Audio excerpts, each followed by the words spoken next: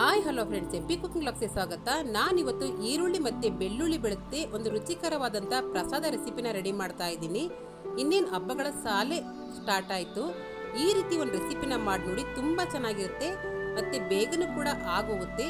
ನನಗೆ ಪ್ರಸಾದ ಬೇಕಾದಂತಹ ಪದಾರ್ಥಗಳನ್ನ ಈ ರೀತಿ ರೆಡಿ ಮಾಡ್ಕೊಂಡಿದ್ದೀನಿ.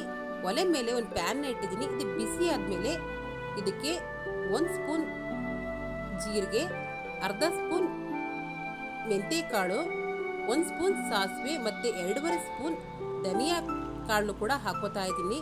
ಈ ರೀತಿ ಪೌಡ್ರನ್ನ ನೀವು ಒಂದು ದಿನ ಮುಂಚೆನೇ ಮಾಡಿಟ್ಕೊಳ್ಳಿ. ನಿಮಗೆ ಈ ರೆಸಿಪಿ ಮಾಡೋಕ್ಕೆ ತುಂಬಾ ಈಸಿ ಆಗುತ್ತೆ. ಇದನ್ನು ಸ್ವಲ್ಪ ಗೋಲ್ಡನ್ ಕಲರ್ ಬರೋವರೆಗೂ ಈ ರೀತಿ ಹುರ್ಕೋಬೇಕು.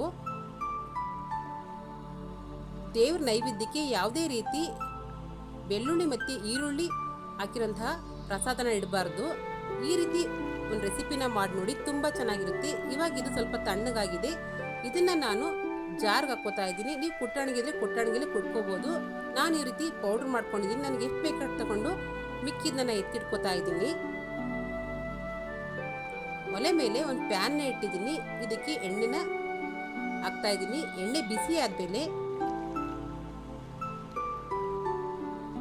ಕಡಲೆ ಬೀಜ, ಕಡಲೆಬೇಳೆ, ಉದ್ದಿನಬೇಳೆನ ಹಾಕೋತಾ ಇದ್ದೀನಿ. ಕಡಲೆ ಬೀಜ ಇಷ್ಟನ್ನೇ ಹಾಕೋಬೇಕು ಅಂತ ಏನಿಲ್ಲ, ನಿಮ್ಗೆ ಇಷ್ಟ ಬಂದಷ್ಟು ಹಾಕೋಬಹುದು. ಈ ರೀತಿ ಇದನ್ನು ಕೂಡ ಗೋಲ್ಡನ್ ಕಲರ್ ಬರೋವರೆಗೂ ಹುರ್ಕೋಬೇಕು.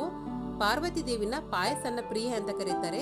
ಇವರಿಗೆ ಯಾವ್ದಾದ್ರು ಒಂದು ನೈವೇದ್ಯ ಇಡಲೇಬೇಕು. ಅದಕ್ಕೋಸ್ಕರ ಯಾವುದೇ ರೀತಿ ಈರುಳ್ಳಿ ಮತ್ತು ಬೆಳ್ಳುಳ್ಳಿ ಹಾಕಿರೋಂಥ ಪದಾರ್ಥನ ಇಡಕೋಬೇಡಿ. ಈ ರೀತಿ ಒಂದು ಪ್ರಸಾದನ ಮಾಡಿ ನೋಡಿ, ತುಂಬ ಚೆನ್ನಾಗಿರುತ್ತೆ. ಇದಕ್ಕೆ 1 ಸ್ಪೂನ್ ಸಾಸಿವೆ ಮತ್ತು ಕರಿಬೇವನ್ನ ಹಾಕಿ ಮಿಕ್ಸ್ ಮಾಡ್ಕೊತಾ ಇದ್ದೀನಿ.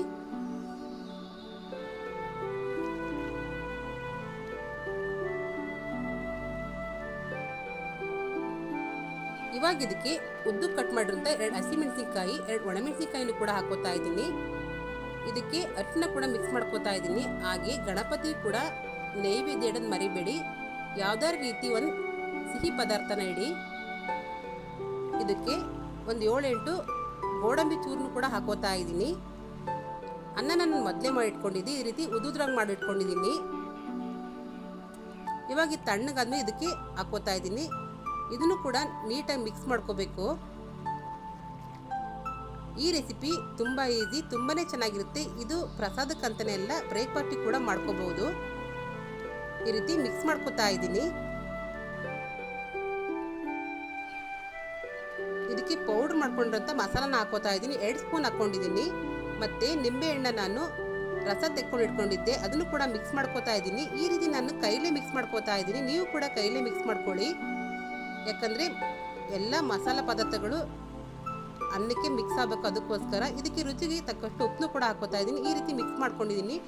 ನೀವೇ ನೋಡ್ಬೋದು ಎಷ್ಟು ಚೆನ್ನಾಗಿ ಬಂದಿದೆ ಅಂತ. ನನ್ನ ರೆಸಿಪಿ, ನನ್ನ ಮಾಹಿತಿ ಹಾಗೆ ನನ್ನ ಚಾನಲ್ ಇಷ್ಟ ಆದರೆ ಪ್ಲೀಸ್ ಲೈಕ್ ಮಾಡಿ, ಸಬ್ಸ್ಕ್ರೈಬ್ ಮಾಡಿ, ಹಾಗೆ ಸಪೋರ್ಟ್ ಮಾಡಿ. Thank you.